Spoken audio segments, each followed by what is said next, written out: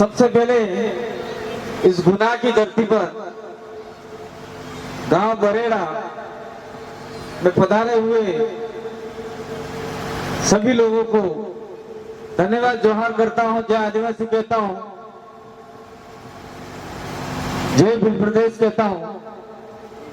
और इस मंच पर हमारे जितने भी महापुरुष के मिठाए हैं उनको नमन करते हुए अपनी बात को स्टार्ट करता हूं।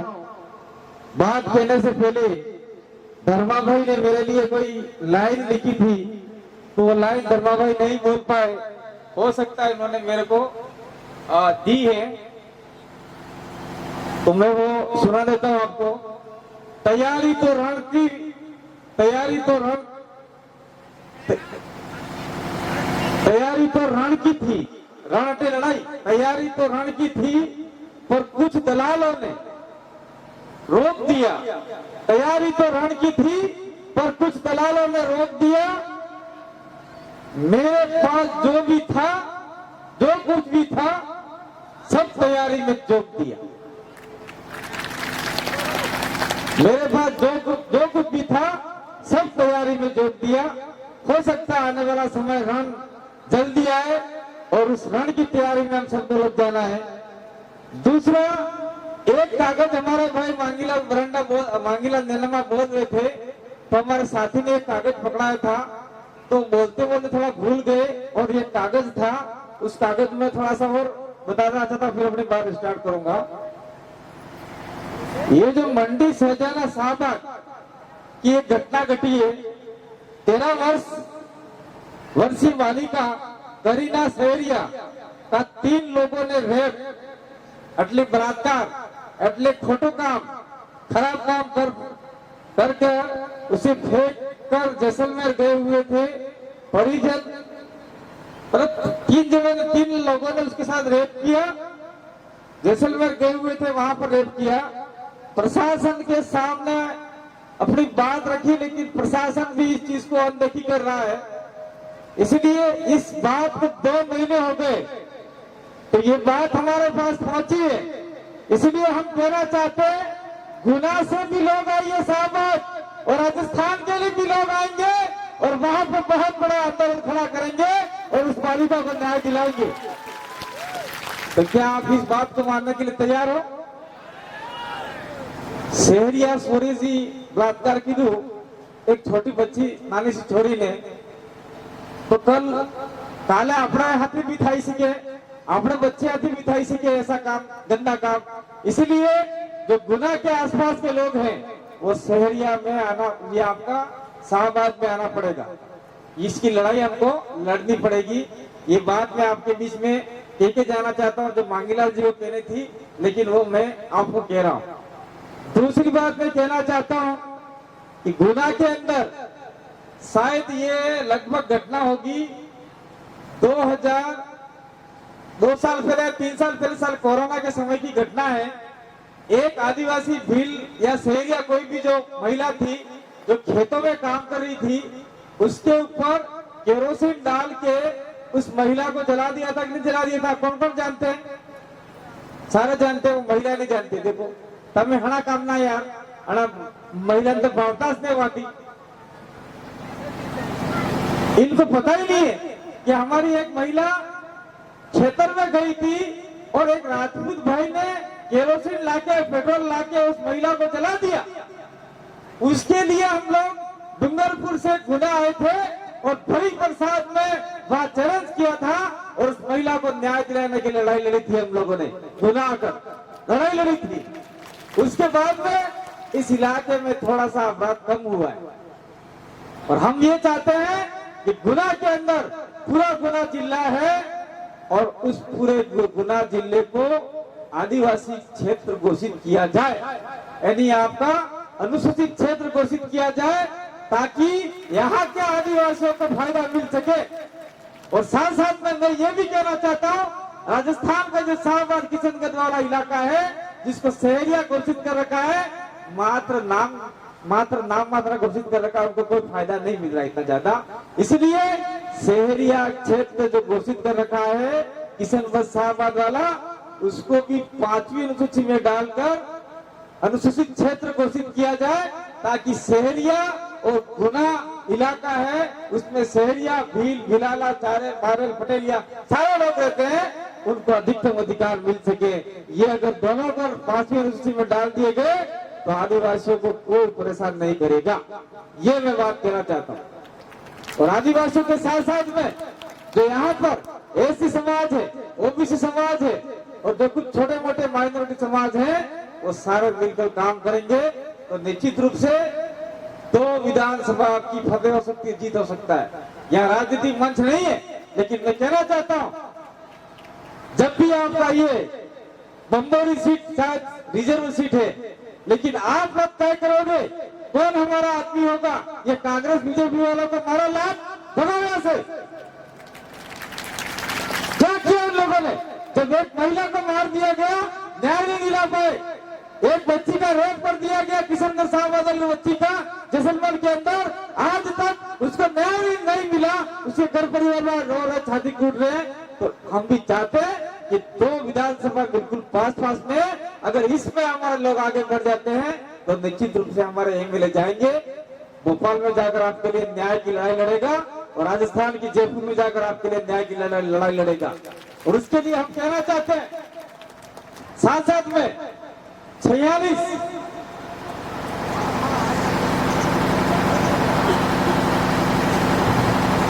विधानसभा और है मध्य प्रदेश की, ज्यादा 47, तो आपकी 47 हो जाएगी। और 47 में से अगर अपन प्रयास करते हैं, मैं तो ये चाहता हूं कि 47 आदिवासी जीत जाए। कितने?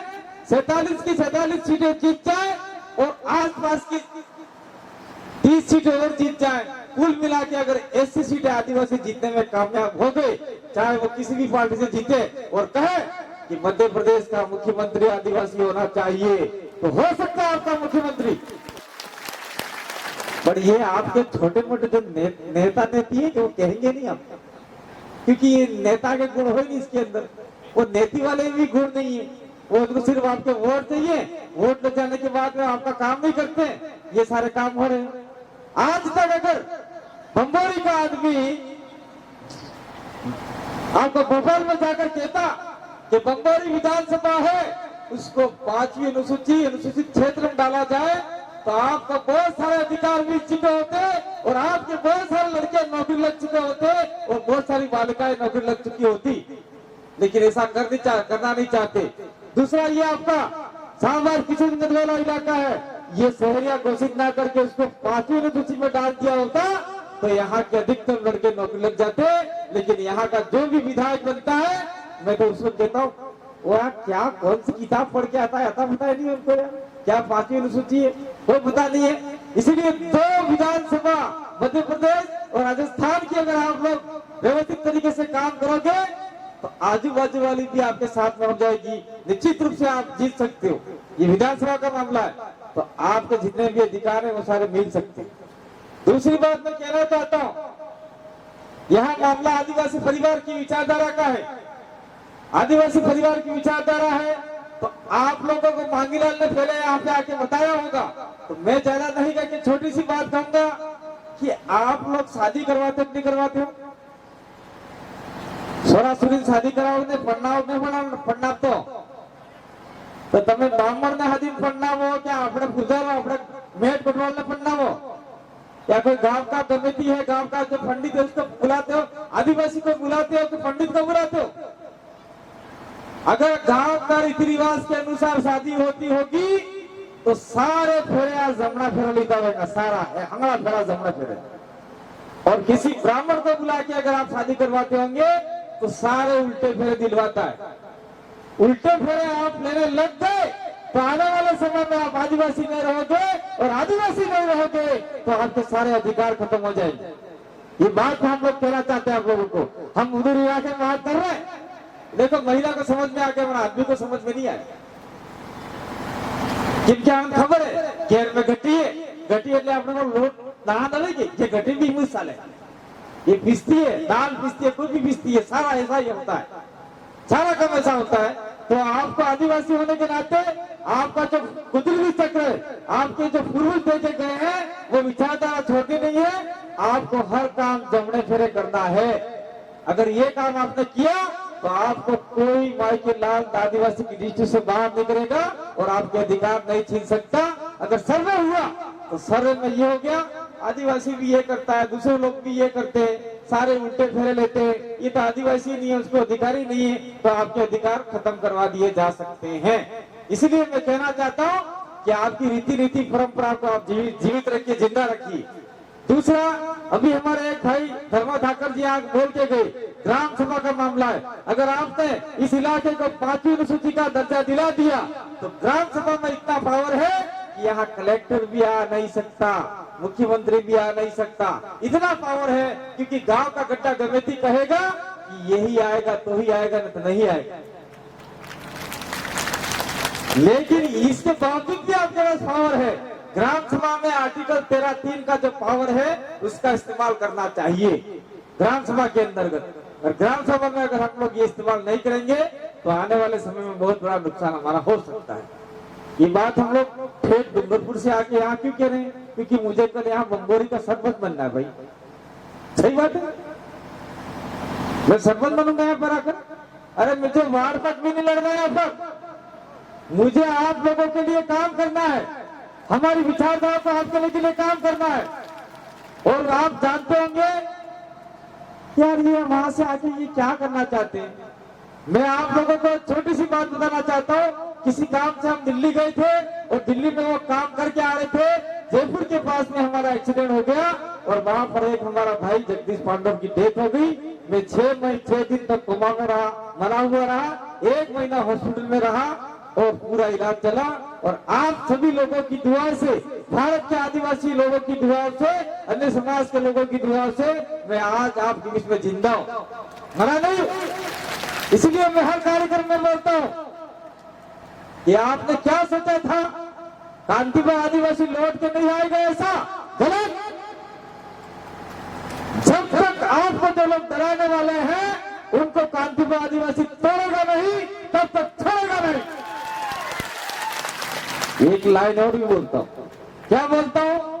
जो मुझे क्या मारेंगे यार, पुलिस वाले हो, शासन प्रशासन हो, मैं तो मौत को हरा के बीच में आया आपके बीच में।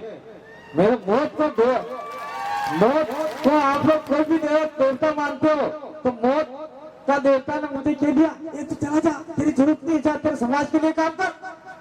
इसलिए मेरे को वहां से भगा दिया। इसलिए मैं कहता आया हूँ टाइगर भी जिंदा है, फालतू बात मत करना, खा जाएगा। ये सारी बातें हम लोग करते आए और करते रहेंगे। इसलिए आप लोगों के अंदर एक जोश भरने आए हैं, जुनून भरने आए हैं। अभी हमारे 2 ये जो टाइगर हमने बनाए हैं, हमने बनाया टाइगर 2 अभी जिंदा आपके बीच में, अभी आने वाले थावरचंद डामोर और आपका जय कृष्ण पटेल। अटली वो पटेल नहीं, यह पटेलिया नहीं, ये भील पटेल है। दूसरा, एक लड़ाई आपके मध्य प्रदेश में बहुत ज्यादा चल रही है, लेकिन गुना जिला है, गुना जिला में कहीं न कहीं हमारे लोग आके यहाँ रहने लग गए। इसलिए उनको जमीन का पट्टा नहीं है, ये नहीं है, वो नहीं है, ये लफड़ा चल रहा है। तो भील रहता है, आपका भिलाला रहता है, पालोला रहता है, पटलिया रहता है, सहरिया रहता है, ये सारे लोग रहते हैं। लेकिन ये सारे लोग आपस में थोड़ा तालमेल बना के नहीं चलते, ऐसा मुझे लगता है। और साथ साथ में इस इलाके में धाकड़ जो ओबीसी वर्ग में है और मीणा हमारा राजस्थान में आदिवासी है और आपके यहाँ पर मीणा है वो ओबीसी में है। इसलिए अगर ये लोग आपस में मिल के रहे और गुर्जर समाज आपस में मिल के रहे तो आपका कांग्रेस बीजेपी का आदमी कहीं नहीं लगेगा।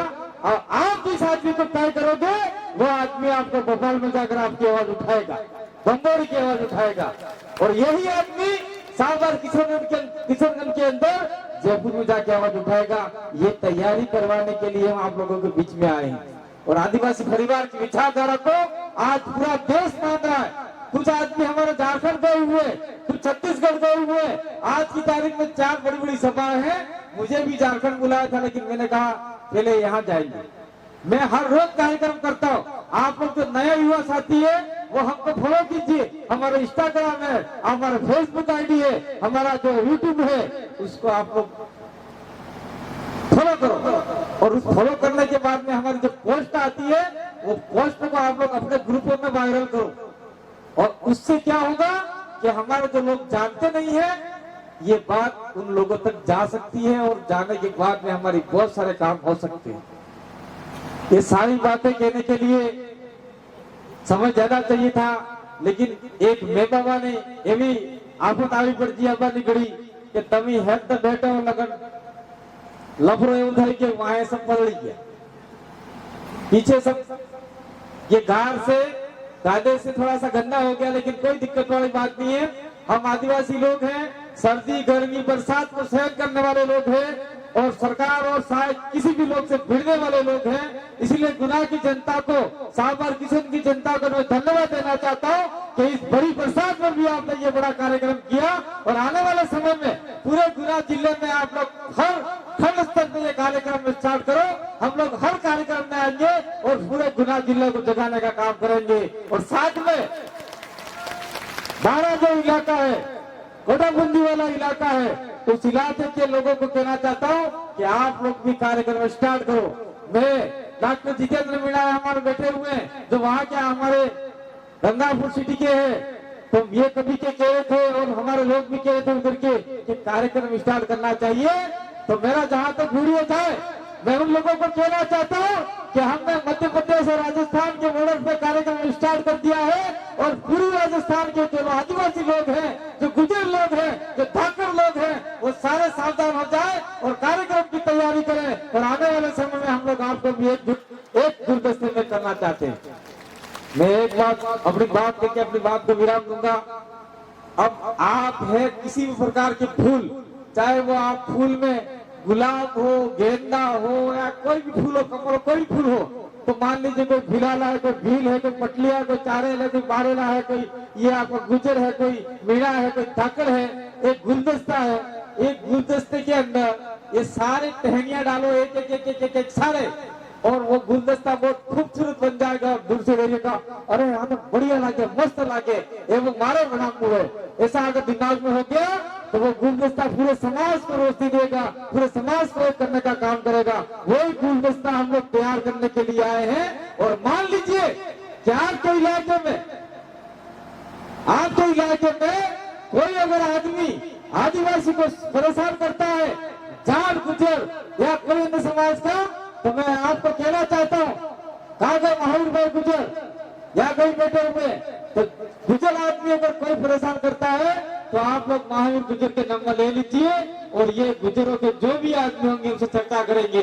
और कोई धाकड़ समाज का आदमी आपको परेशान करता है तो हमारे सरपंच साहब जो बैठे हुए हैं धर्मा धाकड़, उनका नंबर ले लीजिए, वो उनसे चर्चा करेंगे। आपस में लड़ने की जरूरत नहीं है, पहले अपनी पंचायत बैठेगी, अगर जो आदमी गलत होगा उसके विरोध में हम लोग न्याय करेंगे, कादिरा करेंगे, न्यावटा करेंगे। लेकिन एक हमारे काका ने कह गए कि हमारे यहाँ न्यावटे होते बेकार किस्म के, पुलिस वाले खा जाते, वो खा जाते, ये करते हैं, लापा चलता ज्यादा चलता है, तो हम लोग गंदा न्यावटा नहीं करेंगे, गंदा उड़ाड़ा कादिरा नहीं करेंगे। जो सत्य होगा उसके साथ में कंधे से कंधा मिलाकर काम करेंगे। साथ में मैं एक बात और कहना चाहता हूँ, आप लोग ध्यान से सुनिए कि आपके यहाँ पर दहेज लिया जाता है क्या? सोरे पंडावा ने दहेज लियो, तभी काकी लियो, भाभी कटला कटला पैसे लिए पड़ा मुझे 50,000 लाख रुपया सूरी वाला ली, सोरा वाला करी, ऐसा लेते हैं, गलत बात है। हमारे बाप भी आदिवासी है, हमें भी भील, हमारे वहां पटलिया, चारण बारह सारे लोग हैं, लेकिन वहां हमारा ये होता है कि लड़का ऊपर से लड़की वालों को मात्र देता है बहुत कम पैसा। कितना देता है? टिलना, टपकना, ये वो शादी ब्याह कंबल होता है, उस कंबल के गुड़ के दरिये के पैसे देता है। लास्ट हमारा पैसा होता है, उसको बोलते हैं दापा। दापे में होता है 1100 रुपया, 1500 रुपया, पहले 1.25 रुपया था, फिर 5.25 हुआ, फिर 11.5 हुआ, फिर 21 हुआ, फिर 101 हुआ। इस प्रकार से लास्ट 1100 रुपये लिए जाते हैं। तब न्यावटा होता है तो 1100 रुपये तो घो खा गया, नहीं पैसे गाँव वाला गे बदली चाहिए। तो ये तारीख ये अगर आप रखते हो तो आदिवासी में दहेज प्रथा नहीं है। अगर दहेज प्रथा अगर आपने चालू किया तो आप लोग भी आदिवासी की लिस्ट से बाहर निकल सकते हो। ये आप कान खोल के सुन लो। लोकल कमेटी लगी हुई है, उस कमेटी में लिखा हुआ है आदिवासी अपनी रूढ़ी और परंपरा से जीता आया है। अगर आप लोगों ने दूसरे लोगों से सीख कर काम किया, जैसे मांगरेल अभी बोल रहे थे आपके बीच में, अगर आपने दूसरे लोगों से सीख कर काम किया तो आप भी आदिवासी की लिस्ट से बाहर हो सकते हैं। और हम लोगों को चाहिए कि जो भी आदिवासी है जो अपनी परंपरा बचाए हुए है और जो लोग आदिवासी की लिस्ट में आना चाहते हैं, जो आदिवासी की लिस्ट से बाहर हो चुके हैं और जो अपनी परंपरा के साथ में जी रहे हैं, अगर वो आए तो उनको हम वेलकम करेंगे। और जो आदमी आदिवासी की परंपरा तोड़ के जा रहा है, उस गांव वाले ग्राम की एकीकरण समिति बनेगी, आपके बीटीसी बनेगी, आपकी ग्राम सभा बनेगी, उस आदमी को नोटेट करेगा ये आदमी हमारे समाज को धोखा दे रहा है, ये हमारी परंपरा हमारा रीति रिवाज खत्म करे। अड़ा आदमी ने गांव ठुकी पाड़ने रखो, इन्हें मौत मरण में नकी दो, इन्हें काटपन नकी करो, इन्हें महान नकी दो, एवं आने वाला समय में काम करूंगा, ये ध्यान रख सको हो। क्योंकि हमको आदिवासी को बचाना है, हमें किसी व्यक्ति को नहीं बचाना है। आज मैं मौत के मुंह में जाके आया हूँ, मुझे यहाँ पे आने में कोई किराया भाड़ा या तनख्वाह मिल रही है क्या? इसलिए आ रहे कि हमारा समाज दुखी है, जाओ जगाओ उनको। हमको कुदरत ने भेजा, प्रकृति ने भेजा है कि जाओ जगाओ। मैं आपके बीच में खड़ा हूँ, डबल में मास्टर की डिग्री की हुई है, कंप्यूटर की डिग्री की हुई है, अच्छी खासी नौकरी करता, लेकिन मैंने सोचा नौकरी नहीं करनी है, समाज को जगाना है। मांगीलाल है वो अंग्रेजी से एमए की हुआ, बीएड किए हुए, वकील की ट्रेनिंग कर रहा है। अभी बहुत सारे लड़के हमारे इस प्रकार का काम कर रहे हैं, इसलिए ये आप लोगों को जगा रहे हैं। इस जगाई में आप लोगों का साथ चाहिए। थोड़ा थोड़ा अगर आप साथ देंगे तो निश्चित रूप से हम कार्यों को आगे बढ़ाएंगे। एक बात कह के मैं अपनी बात को थोड़ा सा विराम देना चाहूंगा कि ठेठ यार बिल प्रदेश बॉम्बे से लेकर गुना यानी कितना किलोमीटर हो जाएगा? बहुत ज्यादा किलोमीटर हो जाएगा। बिल प्रदेश का इलाका इतना लंबा है क्योंकि बिल वहां भी है, इधर भोपाल से लेकर इधर लास्ट हो जाए बाड़मेर तक, बहुत लंबा है। तो मान लीजिए हो सकता है कि हम लोग बिल प्रदेश के इलाके में शामिल हो या ना हो, लेकिन हमारी मंशा ये होना चाहिए कि हम आदिवासी है और आदिवासी एक मुट्ठी में हो जाएंगे तो हमारे अधिकार लेके रहेंगे, यह होना चाहिए। दूसरी बात ये होना चाहिए कि हम बिल प्रदेश में शामिल हो या ना हो, लेकिन 5वीं अनुसूची में शामिल होके हमारे अधिकार लेने। 5वीं अनुसूची का मतलब ये होता है कि आपके गांव के अंदर 5वीं अनुसूची लागू हो गई संपूर्ण रूप से। गांव के अंदर पुलिस प्रशासन है, कलेक्टर है, सरकार है, वो अगर सही तरीके से अगर लागू किया तो आपके इलाके में नहीं आ सकता। ये इतना पावर आपको दे रखा है। जैसे उड़ीसा वेदांता के अंदर आदिवासियों की जमीन पे वो लोग खनन कर रहे थे, लेकिन उन्होंने 5वीं अनुसूची और पैसा एक्ट ग्राम सभा के मार्फत से मुकदमा किया, तो बहुत बड़ी वेदांता कंपनी थी, उसको भी इस इलाके से जाना पड़ा। ये बहुत सारे मामले हैं जिसको आप लोगों को समझने की जरूरत है। और बाकी की बातें हमारे दोनों एमएलए साहब बताएंगे। बहुत बहुत धन्यवाद, आपने मुझे सुना। इसलिए आगे और बड़े कार्यक्रम करेंगे। ये आज बरसात का मौसम था, आने वाले समय में आप लोग अलग अलग